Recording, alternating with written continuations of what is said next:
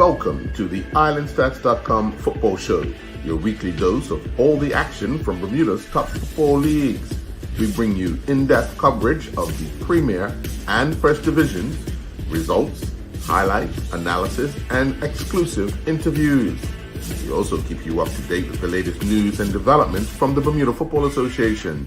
Stay tuned for the IslandStats.com football show, your one-stop shop for everything you need to know about the beautiful game in Bermuda. Now let's join the IslandStats.com football show team. And good evening and welcome to this edition of the Island Stats Football Show. I'm your host, Earl Baston. Joining me is co-host Garrett Punchy Dill, and we are awaiting the arrival of Andrew Griffith. Well, Punchy, let me just run down the results that we have from this past weekend. We know Friday night up at the National Sports Center, it was Bermuda 3, Honduras 5. And then today, in Premier Division football at the Wellington Oval, it was Hamilton Parish 0, Wolves 1. And in the First Division, also at the Wellington Oval, it was St. David's 0, Somerset Trojans 7. So let's start off. Obviously, we want to start off with the match that took place on Friday night, the international match. Bermuda. Well, first of all, the conditions would have played a major part in, even those that would have bought tickets, would have wondered whether or not to continue that journey to the field. If you were in there by 7:30, when the heavens opened, it's decision time. You want to sit in the stadium and get wet watching the game. Your thoughts on the conditions, first of all, Punch, being that you watched the game. Oh wow, Earl! It was terrible. The start of the game, the first 20 minutes the conditions were terrible. But I believe that acted in our favor. Believe that or not, I believe it acted in our favor. And as I was driving to the game past the Arboretum, about 25 to 7, 25 to 8, the weather, it hadn't started raining, but once I got inside the stadium, oh wow. And the wind picked up. And so the wind died down a bit at the beginning of the game. And, Bermuda took off quite fast, really fast. So I thought the first 20 minutes conditions was suiting them. And, the counterattacking, the defensive setup was great, was good. I do like that, even though a lot of people surrounding that were up there were saying, all we do is just sit back. But I think that tactic was good. But I just thought, wow, when you're chasing and you're not, once you win the ball, what do you do once you get it back to counterattack?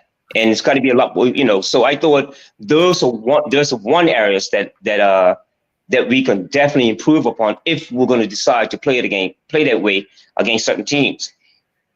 Yeah, definitely. Well, we know the conditions of the stadium itself. It's fast. Yes. The surface, and then when you add a bit of wind and rain, it makes it that much more difficult. But Bermuda got off to a flying start, scoring very, very early, and then just before halftime to make it 2-0. Whilst you're sitting there at halftime and you're reflecting on the first half, what's your thoughts of how we should, I guess, defend that 2-0 lead against a wind and rain for another 45 minutes? I think Finley, like you're saying, is the way we give up goals. We're up to nothing, and when the Honduras, you could see the quality. You definitely see the quality. Even though the weather was bad, even though it was the surface was slippery, they still were able to play behind us in certain areas, get behind us in the pockets. Yeah, for sure. And for me, as the game wore on, once they got the first goal, right? When it was 2-1, that's when you start to see a change in the intensity or the quality that was required of the last third. Right. And I thought when Bermuda ran up 2-0, I thought the plan is working. It didn't look great, but the plan was working. And those guys put on a very good display. Both the goals were well taken. Yeah. But again, Honduran teams, and you're talking about guys that the plan of how to play against Bermuda, how to play against defensive blocks that are sitting deep. The movement was good, and I think it must be disappointing when you're going in and you did a really good defensive game, but yet it's too, you've let in a goal. Yeah. And but again, I think also, Earl, that it's amazing that the team keeps changing it, that it's not a constant 11 because of injuries to people. I think but the group that played the other night were really happy with them. Yeah. I thought the center half from Paget, that his first game, I think he showed a lot of display. He was he read the game well. He read the game really well. He didn't commit a whole lot of fouls, but again, this is first showing in a game of that magnitude against that particular type of quality players. So I just think, again, the coaching staff, Finley, and the coaching staff must have been happy with, again, probably the first 30 minutes of that game for us. Yeah, when you look at 3 goals in the space of 10 minutes? In the space of 10 minutes, exactly. And one thing about Bermuda footballers, I don't care who you've been playing for, if you're playing abroad or very emotional people. So when we start conceding goals, the first thing that happens is a lot of times is we start doubting ourselves, and you see that in the body language. And I think that's one of the telling signs that hey, we may need a change, or we may need somebody of experience to come in and inject some life into the guys. Yeah, I think it's a mental thing also for us, for our country, the players that are playing. I mean, a lot of them play overseas, but it's still a mental block for us that soon as we concede a goal, you start feeling a little bit insecure. Your passing goes, and I thought, wow, they scored these 2 goals. If they can make sure that they, make sure that they can, if they're going to have up this system again, I said earlier, you counterattack, but make sure it's very fluent, make sure it's correct.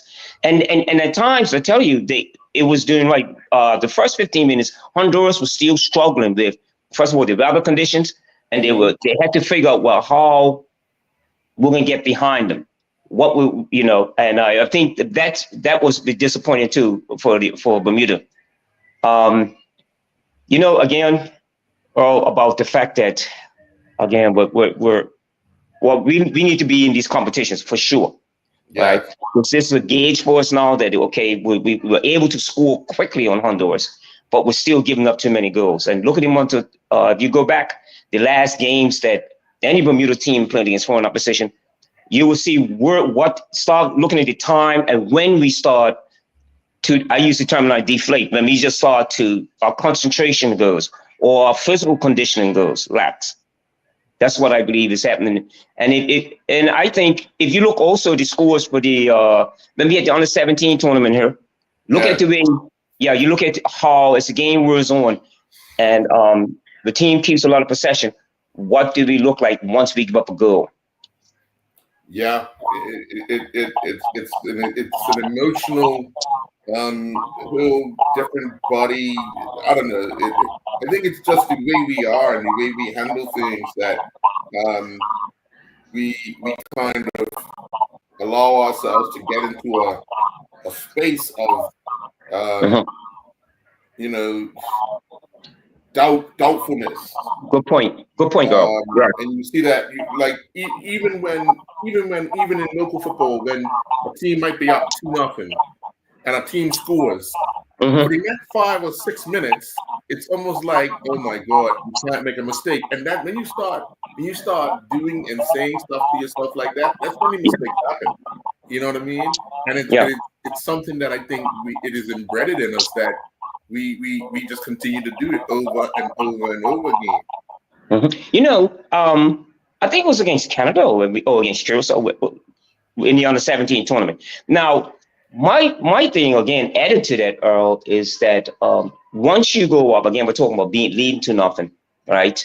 Mm-hmm. And then all of a sudden 3 goals are scored against you, and you show your confidence starts to lack. Mm-hmm. And it is very noticeable in our mentality, and it keeps popping up at these matches, in these international matches. You know, I think also, Earl, in terms of experience. Look at the Honduran national teams where they play. There's a guy that plays for Olympiacos. There's, Yes, you know, yes, that's they have very. But the thing is, believe it or not, Punchy, they had a training camp in Miami. Yes. Started last week Thursday. Mm-hmm. But they sent 4 guys back to Honduras or back to their clubs that were injured, that would have been starters, because they started against Guatemala in their practice match on Saturday that they won 2-1. And yes, I was looking at some of the clubs that these guys are playing for. They're playing in Europe. That's right. Yes, they are. That's a very good point, Earl. And I think that's what we're also touching on also here about their experience compared to our experienced players. Mm-hmm. And where they play. Reggie Lamb played the other night. Yes. But you're still looking at we're still looking, and you know, these guys, when I watch Honduras play, after 2-0 down, they never panic. Right. They never, you know, you saw some adjustments. They made some adjustments, definitely made some adjustments. You know, first, and then they changed the center forward also, the number 10. Right. You can see that. Right. But what I noticed most of all, the teams like Honduras, especially a Central American team, right? That's Panama, Costa Rica. Yeah. They are not going to panic. They're not going to show signs of panic. And they will continuously gnaw at you, especially the possession type of game. And that's what I noticed about Red. The confidence still they didn't lack confidence at all. Right. And the month of passes and how shrewd they were, the accuracy of you know, what they did up in the last third after they were 2-0 down. Right. So you can see the quality also, but that is a learning experience even for watching that. Wow, this match, 2-0 down, the conditions are not favorable for you, but yet you don't panic. And once you got the third goal went in, then you know, let's just keep on what we're doing. Yeah. Yep. Welcome, Griff. We're talking about the Bermuda game on Friday night, and obviously we had a little, I guess, back and forth at halftime, where, you know, we indicated that, you know, it was another 45 minutes. First 45 minutes, job well done.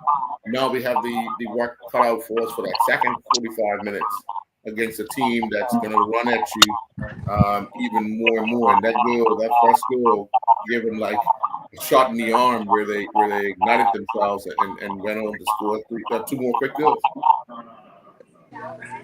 Yeah, I swapped some messages with you during the first half, and everybody was shocked that we were up 2-0. So I think the possession was like 88% to 12%. So in the second half, going against you, and with that type of possession, and we spent 90% of the time defending, as the statistics lay out. So like it was inevitable, but we fought hard under this conditions. Yeah. Punchy, when we look at some of the changes that were made in the game, obviously they brought on Zico. You know, he hasn't been playing regularly at all this season, so, you know, I guess they're trying to be cautious with what he's able to do. But, you know, not starting someone like him, does that affect the way we play? Yeah, I believe so. First of all, I think Zico brings experience. Mm-hmm. First of all, maybe the coaching staff felt like they wanted to set up a more defensive team, and it seems that's what they picked. But they started Reggie Lamb in the center of midfield. So I was wondering, well, you know, when I saw Zico, maybe this is the plan: to sit back, counterattack, and bring on the experience once if we were able to keep the score, if we were able to stay ahead. But it didn't work out that way. And so once Zico came on, some of the other players, it was already, to me, the game had already been, I wouldn't say had been lost, but it looked like they were in better control of the Honduras, were better control of the game. And then you start seeing gaps open up to the midfield too. In those areas that were, the first half, we looked secure in those areas. Right. Yeah. What's your thoughts on it? Griff, you know, bringing Zico on and not starting him. Yeah, I was a little surprised when I saw it. 'Cause I wondered if there was some other reason other than tactical that happened, because it was a little surprising. And he seemed like he was like fired up, and he got one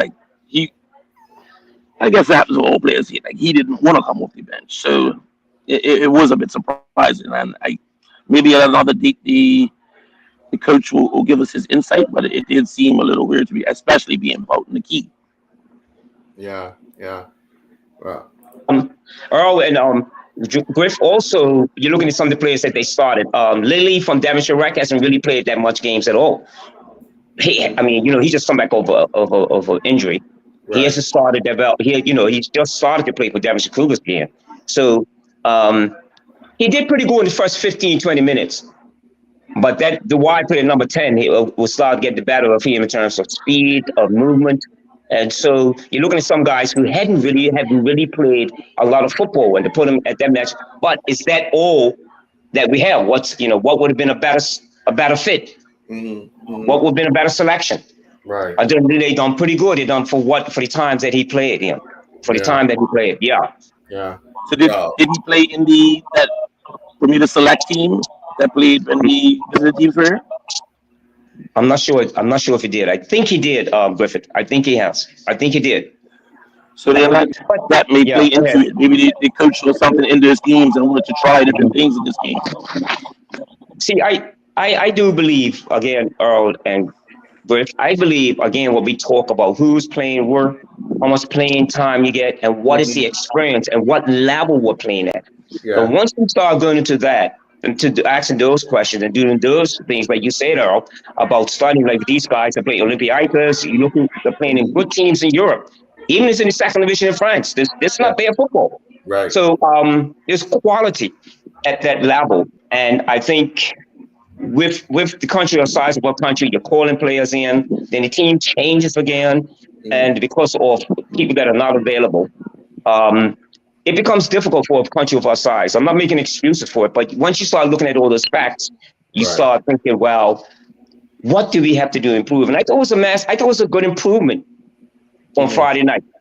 I thought it was a great improvement for Friday night, but still, you can see we still got ways to go. And I think also, I have spoken to some other people that play for a while. Maybe it is at the club level. We need to get our teams back in the CONCACAF club. Yeah. Yeah.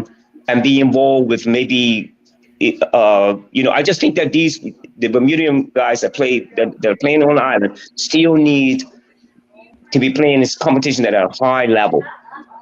And Yeah.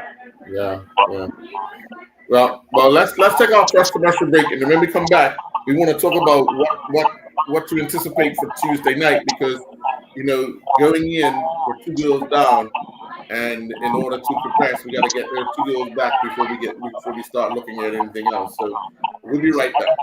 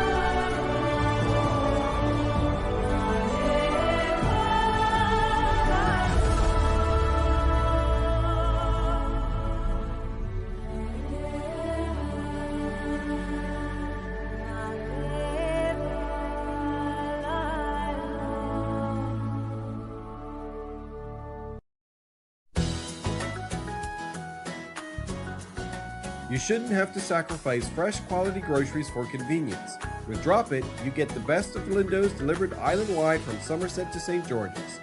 It's simple. Shop online and we'll bring it to you. Spend less time shopping and more time for what matters most. Lindo's. Why go anyplace else?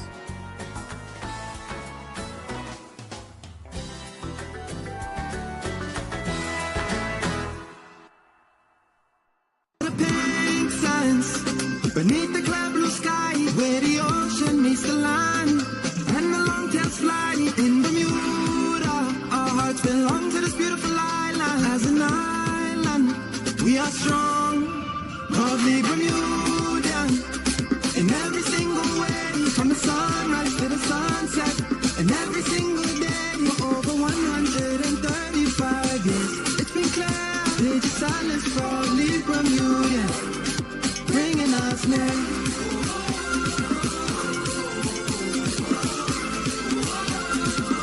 Cause we are proudly Bermudian.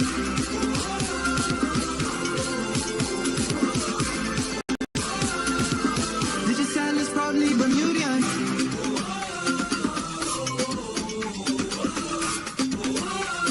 British Islands proudly Bermudian.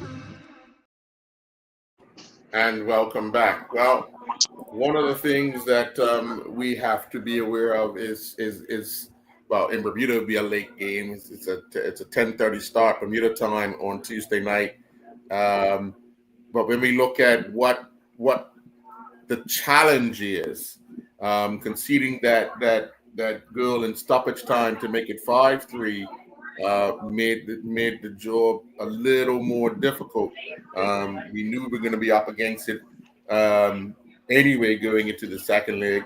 But if you look at the scoreline, if we reflect on scores, the last time Honduras was in Bermuda, which was last June, they beat us 6-1 or 6-0. But this time we managed to score 3 times in the game, which will from the coaching staff would be encouraging, wouldn't you say, Punchy? Oh yeah, yep. That's very encouraging signs, especially the way they set up. Now, you're already 2 goals down. What do you do when you go to Honduras on Tuesday? When you get in Honduras, what do you play like? How are you going to be set up? Are you going to sit back and defend, or are you going to say, you know what, let's sit back, let's show some respect to where we are in terms of where we're going? Or are you going to open up and try to win this game? And so those questions are going to be asked also about what's the information we're giving to the players. Should you go out on and open up and try to get 3 or 4 goals, or do you sit back and just try to do the same thing, but make sure that if you're leading 2-0 in Honduras, which is going to be a big task, how do you keep that score line in that way, the way we started? So it's going to be a mammoth task for them in Honduras, especially with the crowd. Right. Griff, give us your assessment on it.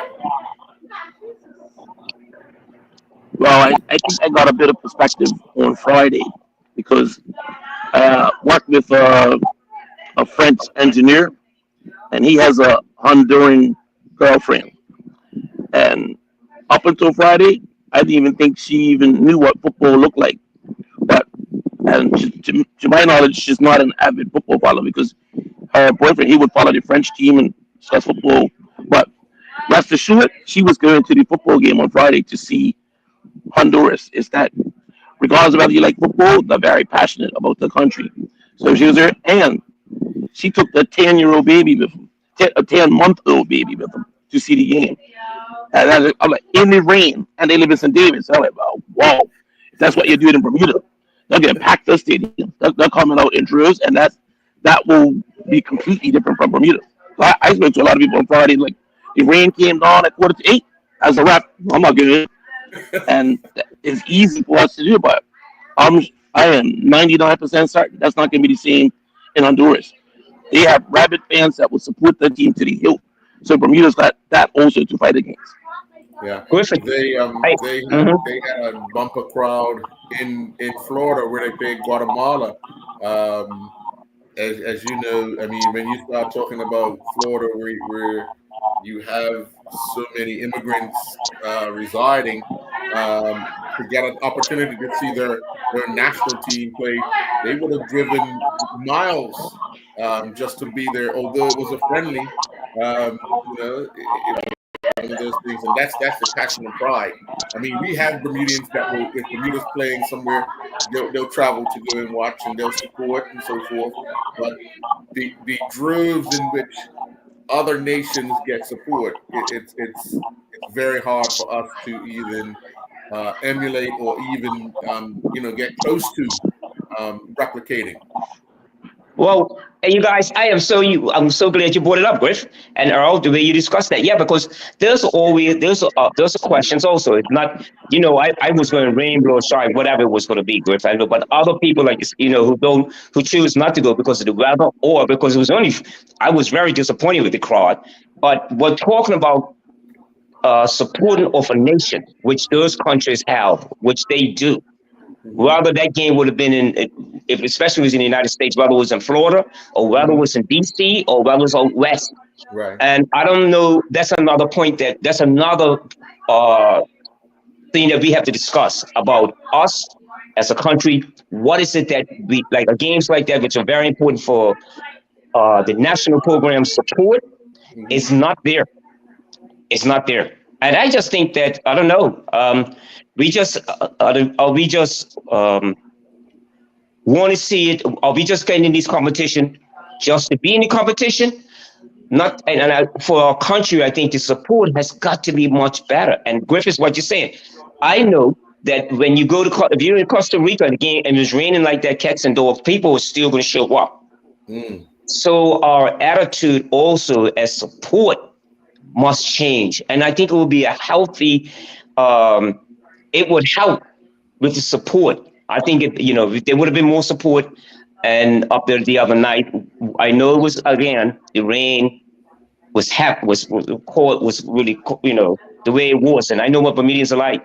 They're like, no, I ain't doing.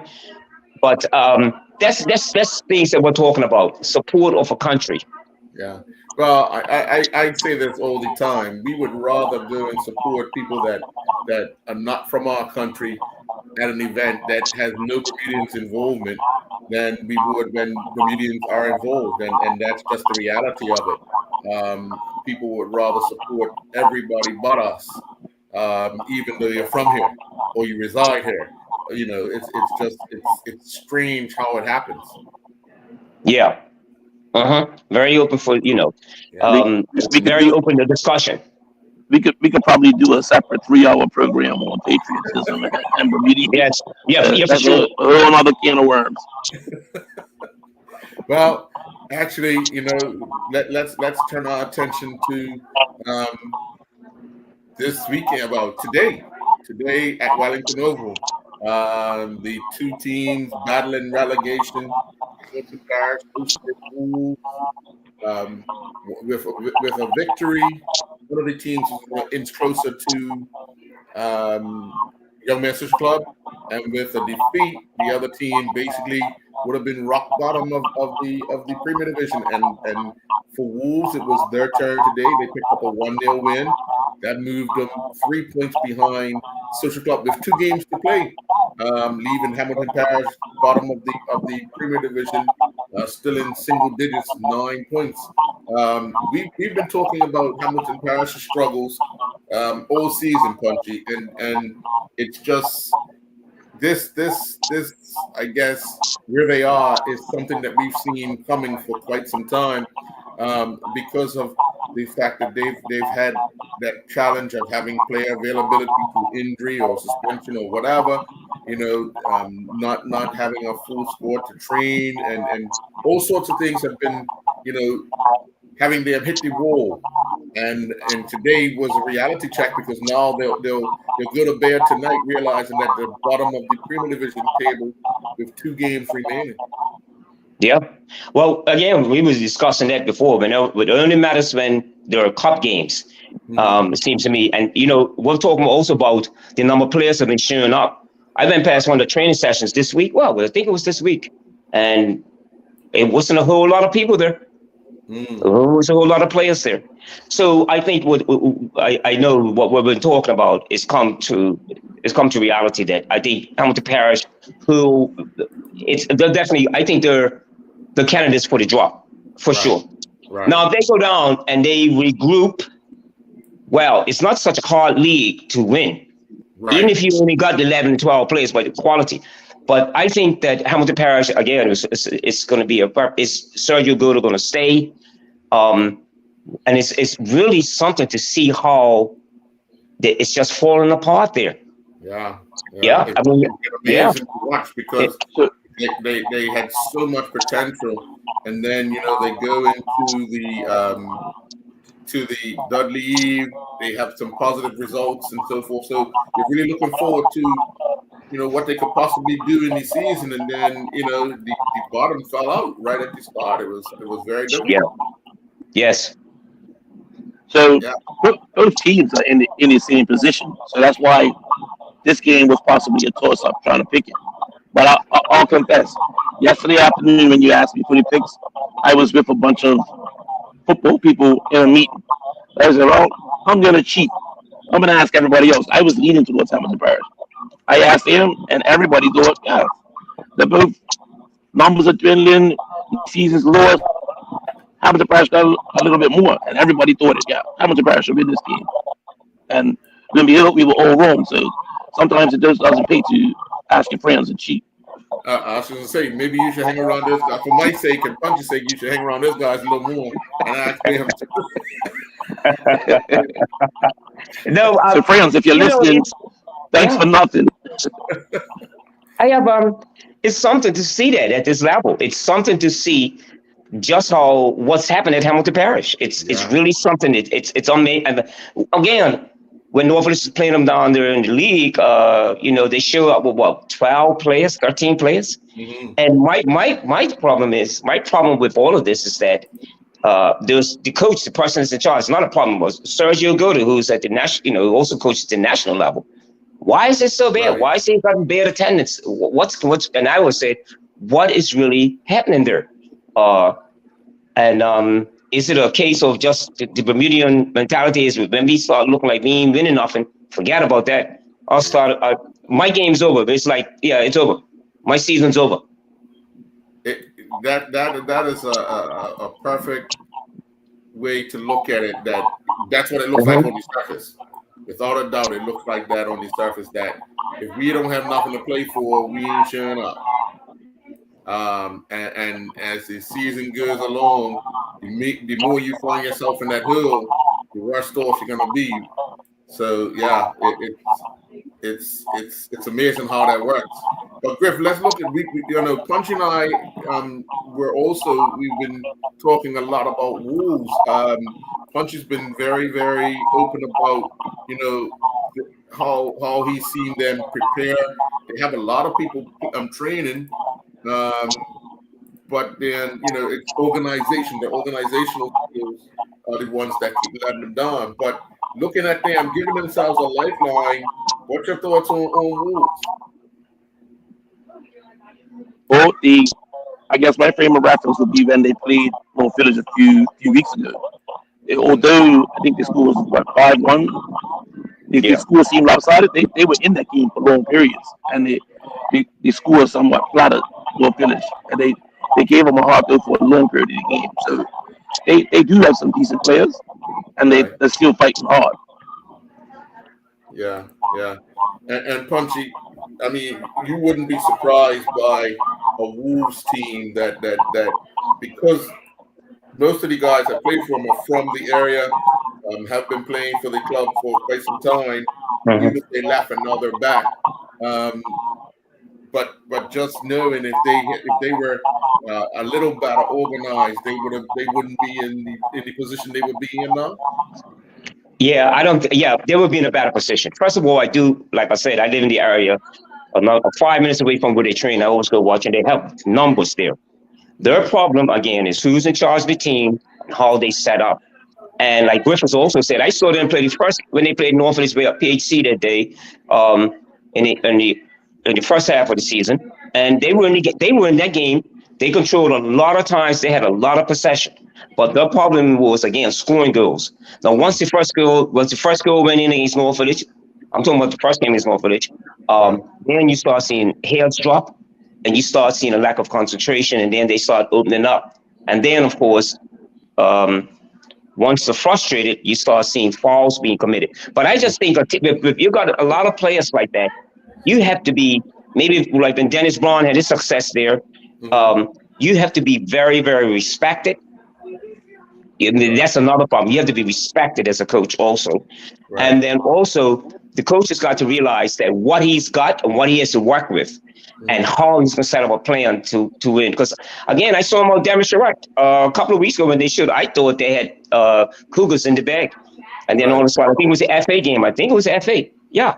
And they were really putting up. There was some really times that I thought Wolves looks like somebody's spoken to them, talk about their defensive behavior, and they were good. But, of course, they still end up losing the game. Right. But that's the problem. I think that's where it comes on. If whoever's going to be in charge of the amount of players have got to have a good strategy for the type of players that you have. And again, what's so good about them? You're not going to see their numbers decline. Right. They're different from Hamilton Parish. They will show up with a full team. Right. They will show up a full team. And I think that I applaud the management there for that. Right. But they're still, like I said, you can do all of that and still not win. And look at the position they're in. I think they might survive, you guys. Yeah. They got 2 games and 6 points out there to get. That's right. I think that they might survive, and we're looking at who they got to play. Yeah. You'll see that very closely. I think you might also believe the Easter Bunny is coming in a few weeks. I don't think they're going to survive. Okay. We're going to take another commercial break. When we come back, we're going to talk about this St. David Somerset game and obviously our picks. And also something to think about, guys, as the season comes to an end. Who's those coaches out there that could have George next year? And who's those coaches out there that possibly wouldn't have a George next year? We'll be right back. Over the pink sands, beneath the clear blue sky, where the ocean meets the land, and the long-tailed fly in Bermuda. Our hearts belong to this beautiful island. As an island, we are strong, proudly Bermudian. In every single way, from the sunrise to the sunset, and every single day for over 135 years. It's been clear, Lady Silence, proudly Bermudian, bringing us near.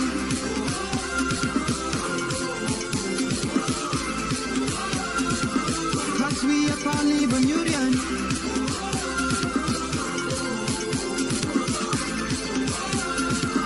Did you tell us proudly Bermudian?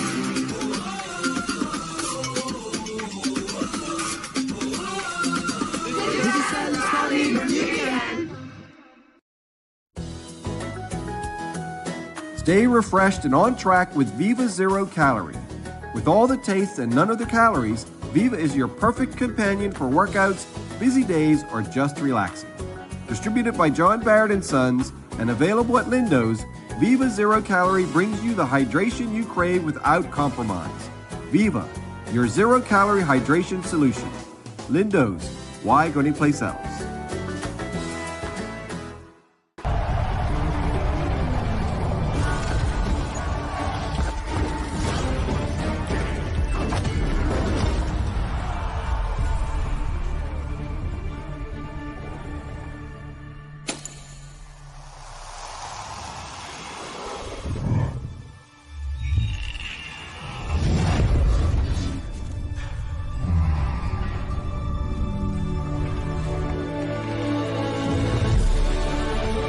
Putting down a weapon.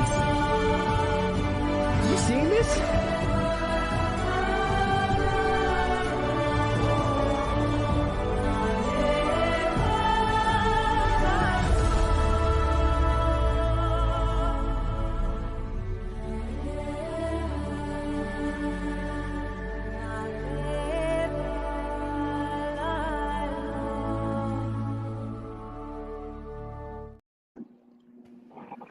And welcome back. Well, I'd go back to early December, St. David's country. We were talking about, them and what a run they had. They had Keishan Bean scoring. He was top of the table in the goal scoring. They were top of the table. But how quickly they have fallen to second from the bottom. They went down 7-0 to Somerset. Somerset moved to third place in the standings in the first division on goal difference over Robin Hood, a team they lost to last week or a couple of weeks ago. But obviously, we talked about Somerset Trojans at the start of the season. We figured they would be in the running to claim one of the promotion spots to get right back into the Premier Division, but that didn't materialize. And a day like today, they put 7 past St. David's. When you look at a team like Somerset, not many people transferred away. Not many people transferred too. So basically, they had a nucleus of players that played in that team from last season, albeit young players. Are you surprised they didn't get promoted? Yeah, I'm a bit surprised. I'm not. It's always, after, again, we're going back to the mentality. After they were, the beginning of the season, I'm like, wow, these guys are really putting up a good show. And then what happens is, what happens to them after I always call it after the Christmas season, after the Christmas area. Right. See what happens. Players go away, the commitment changes, and then don't forget they had Keyshawn and Clay Darrell playing there too. Clay Darrell's on there playing also. Yeah. So that is a question for me in terms of how the decline, what's happened there.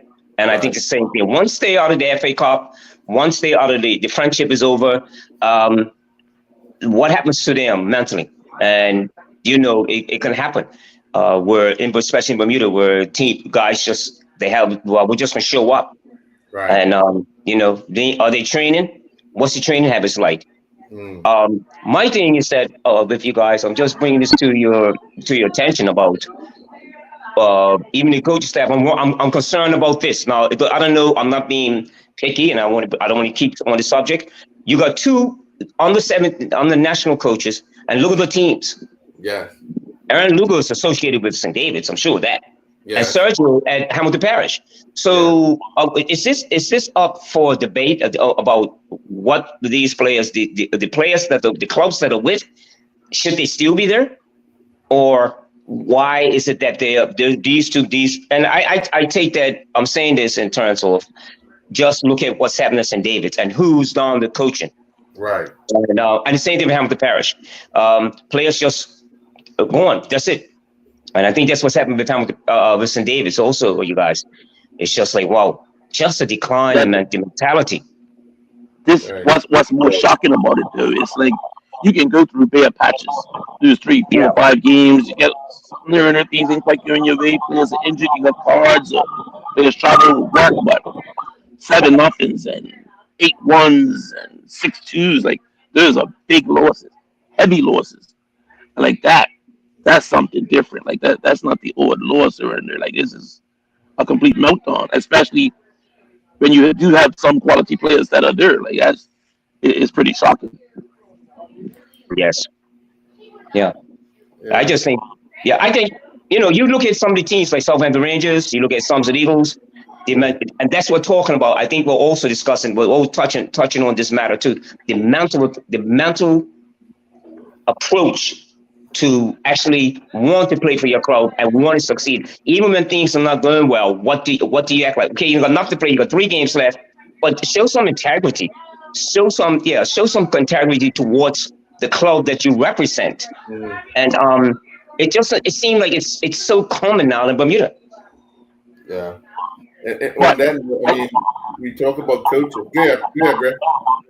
But like that, I think that's talked about at a lot of clubs because a while ago, like most families had their club, your neighborhood, that was your club or whatever. You stayed there.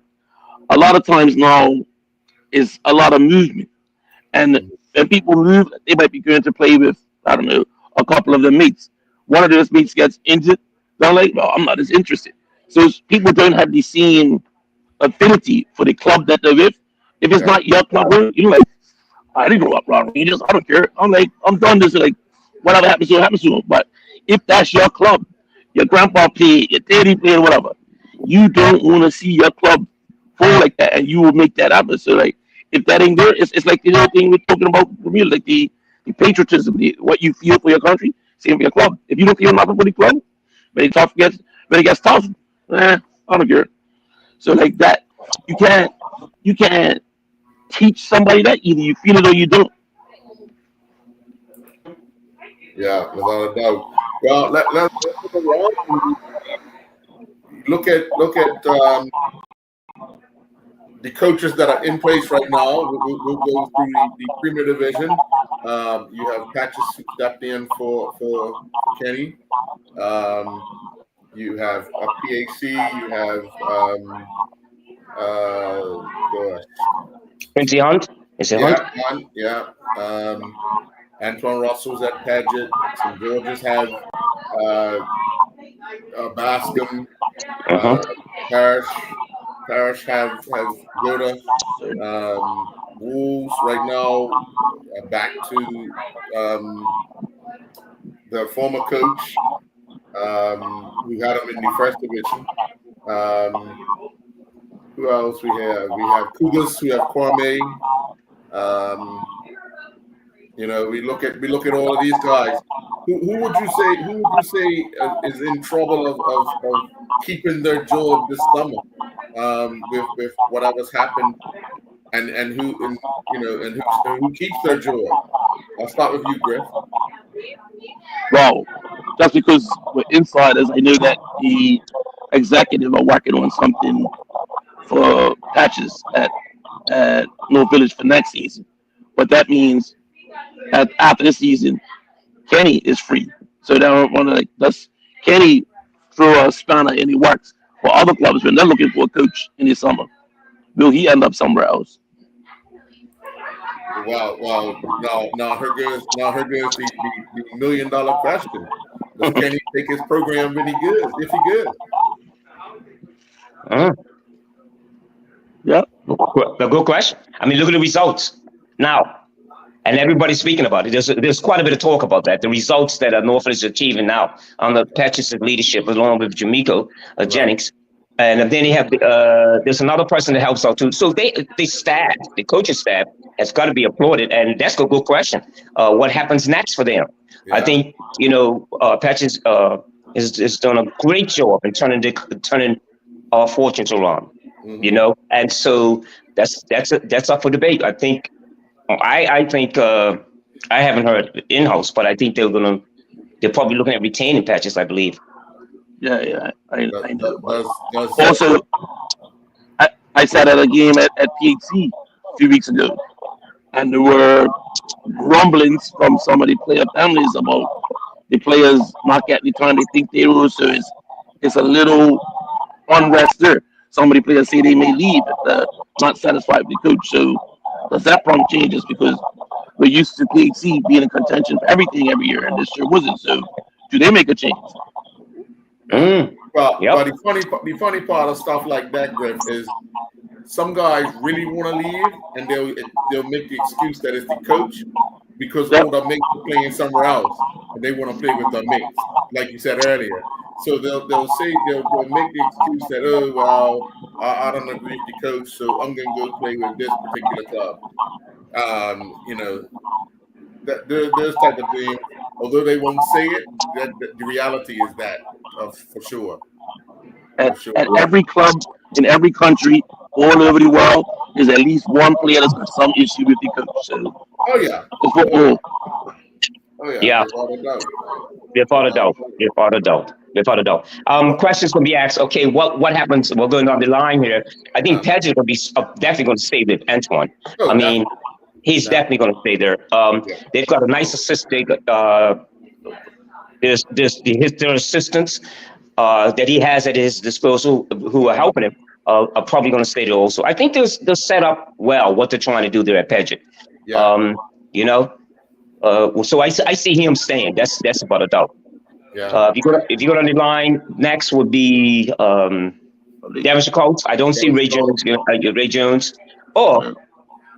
Jones going anywhere. From what he's achieved this year, and you got to give him a applaud too, because he has done really well. Well, I've well, heard. I remember a couple of years ago, Ray was looking at walking away, and for one season he did, and things didn't go well, and kind of went back.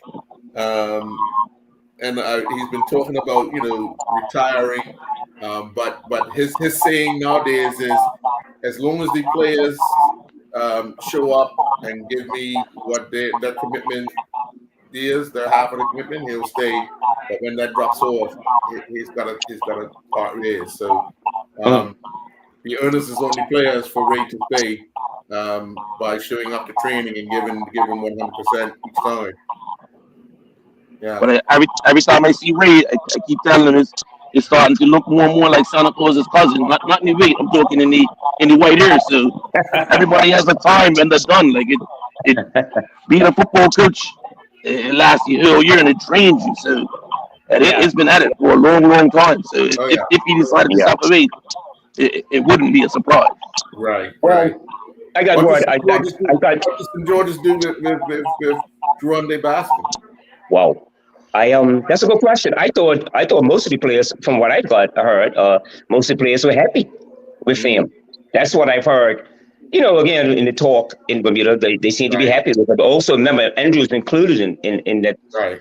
He led the hander, so they'll be happy with coaching. I don't think he's going anywhere. I don't think so. Okay. Now, well, what does Sergio Gota do? Now, I might have something that might be said. I brought it through the grapevine. I don't think Kwame is going to be at Cougars next. He will be there as a presidency. I don't think he's going to do the coaching no more. He's finding out that it's having to, like I said, having to wear those two hats is not easy. Yeah. So for me, Will Cougars coaching is probably going to change. They're going to be looking for someone, and I think maybe Sergio will be a good fit for them. What does Wolves need, or who does Wolves need to organize them? Because they have a lot of passion, but they just lack that organizational skill. You can go on that one, Griff. So like, would it be far fetched? Because I know there's around football is involved, but again, it's a tool. And it's been there before. Would Dennis Brown be a fit with him? Or it's definitely ruled out. Like, I think somebody of his caliber would help him, and he has familiarity with the players in that area. But he's got familiarity with all the players. Yeah, I don't know if what's on that. Want to getting that again.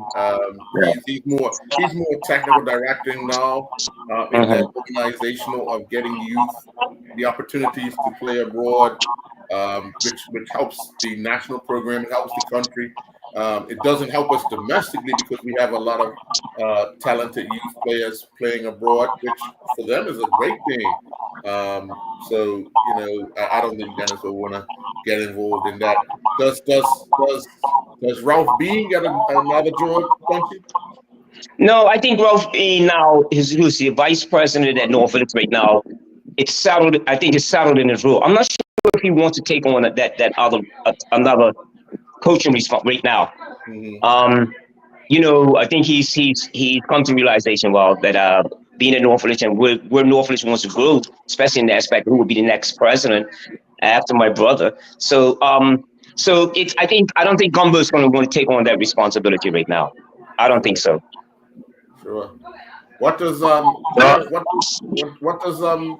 Somerset do with their coach? They went down, Jensen. They went down, he put them down, and they stayed down. So what does Somerset do with Jensen? But in the end, they started to come on strong. So do they give him another year? Like, is it to keep the continuity? I don't see them as chopping and changing that much. But again, I threw it out there. Like, Kenny has some familiarity with Somerset too, and if Kenny is available and a team has an affinity with a team, they probably won't like trying to be a call from him. So that might be an interesting mix. Now, if Kenny becomes available, well, you seem to indicate that he will be available. Does BAA come back into play? Oh, that's a good question. That's a good question. It's a good question. I think Griffith has something about with Kenny. Maybe will he go back to be up in the West End, and push that program? You know, that's a good question. I don't think Kenny's gonna go back to BA. No, I don't think so. I'm not really guessing, but my general feeling was that the pardon wasn't a friendly pardon on the first time. So unless Williams are here, I don't think that they rejoin. Okay, all right, fair enough. Let's quickly get into our picks. Obviously, this week was the two games. I took Trojans and Wolves. Punchy took Trojans and Wolves, and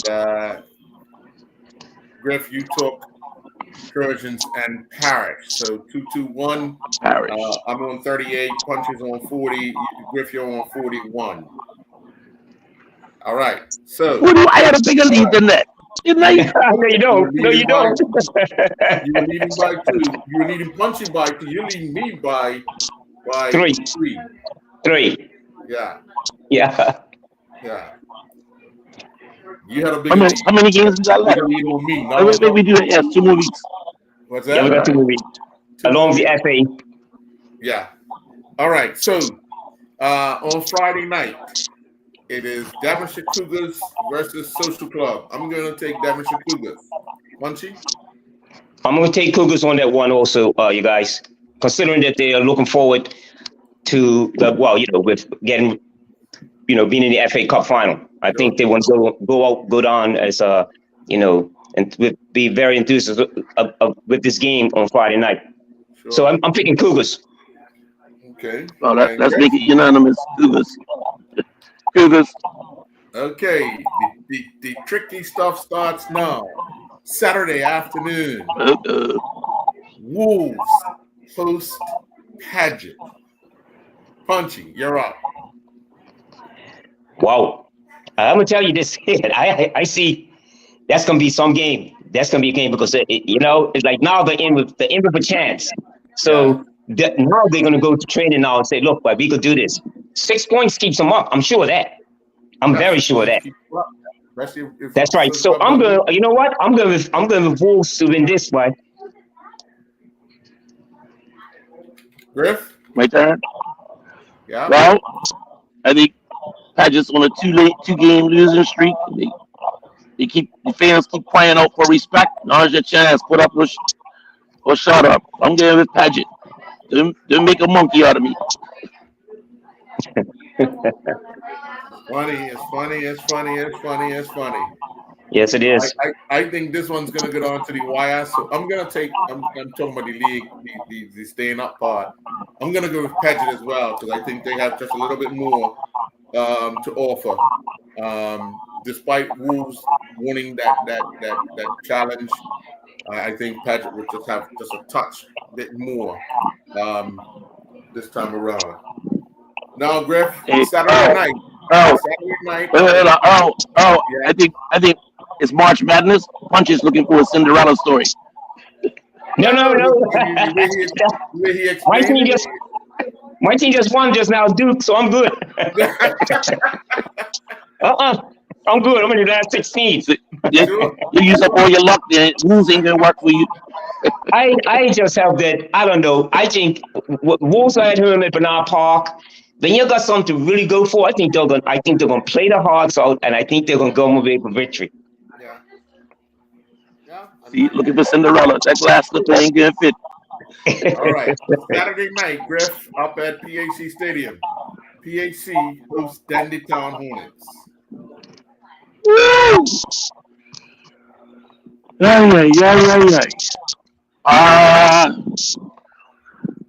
Again, I'm giving against the Cinderella story. Kyle coming back home to PHC and coming up with victory. No, I'm getting PHC.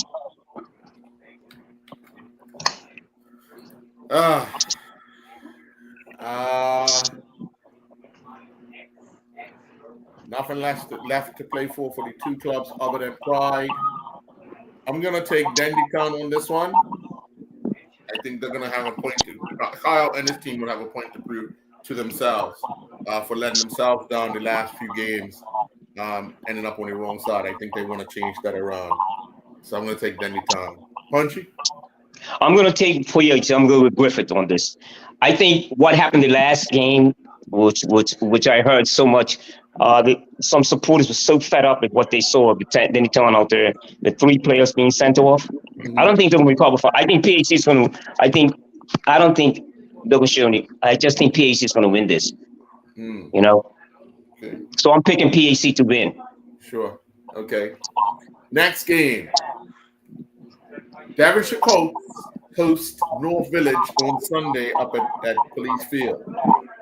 This one here is really, really going to be an eye-opener because Derbyshire Colts will want to spoil, well, you know, Ray's going to want to spoil North Village's party.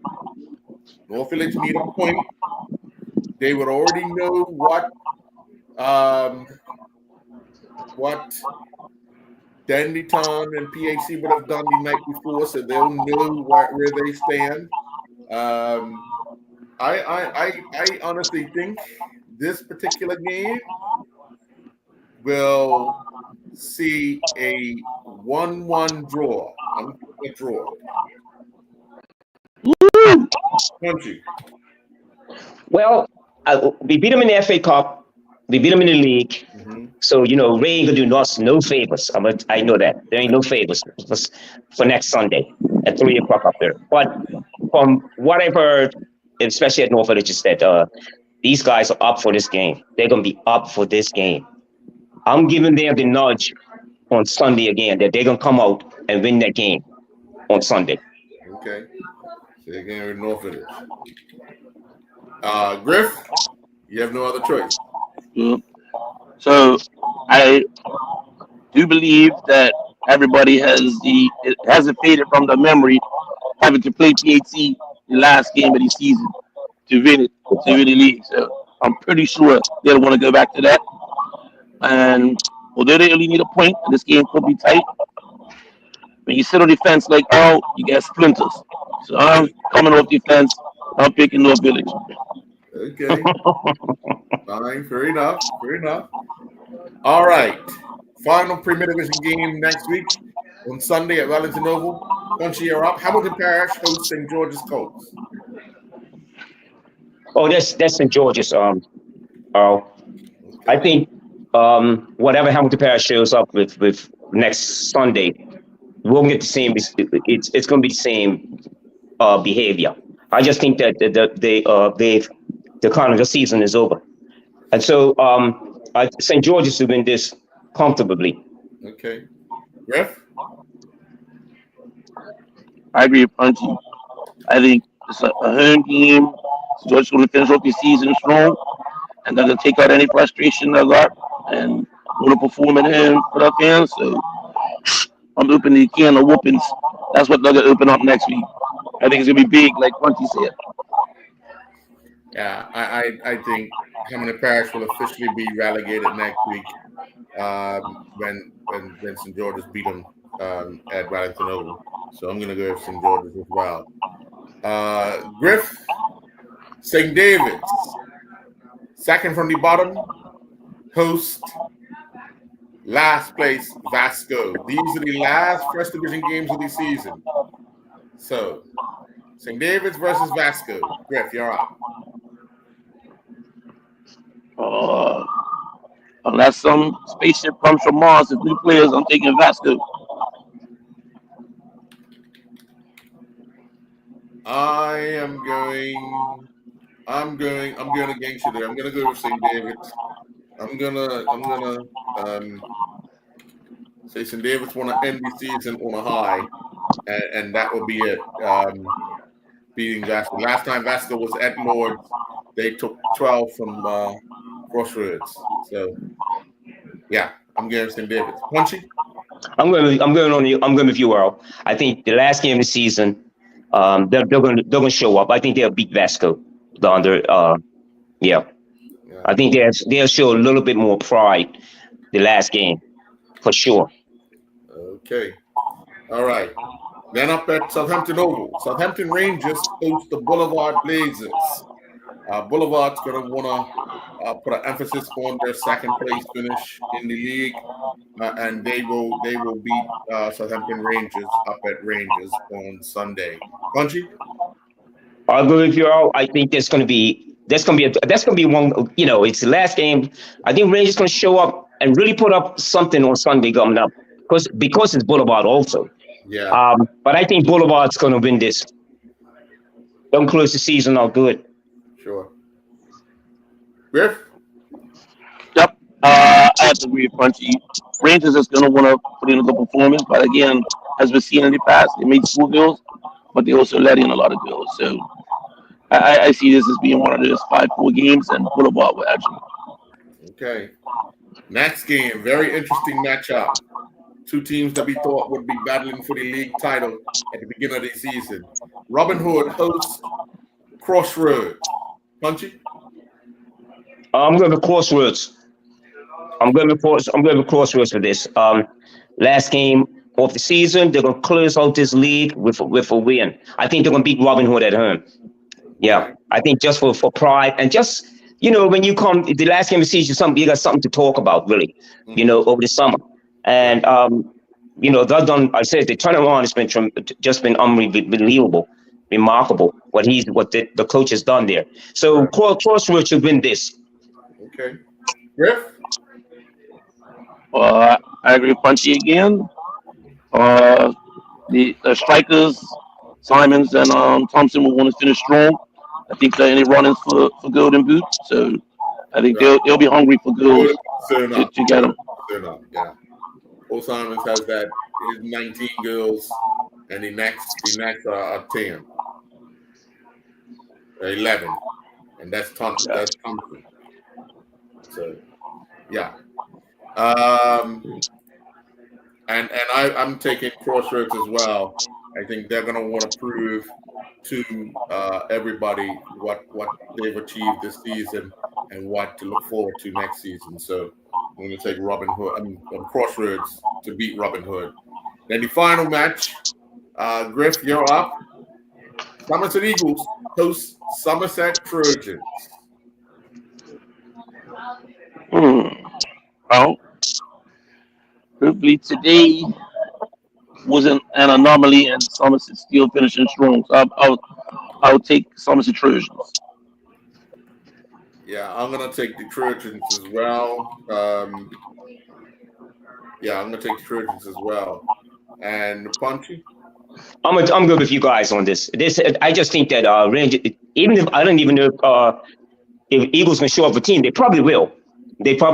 But I think what they display, that victory, what St. David should, what Somerset should, even being playing out Wellington over, they're committed to this. So I think they'll go up there and they probably put a lot of goals in Somerset Eagles too, even though it's a derby. Yeah. What used to be a derby, I'm sorry. Right.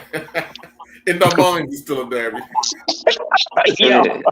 But this used to be a bigger derby, like not that long ago.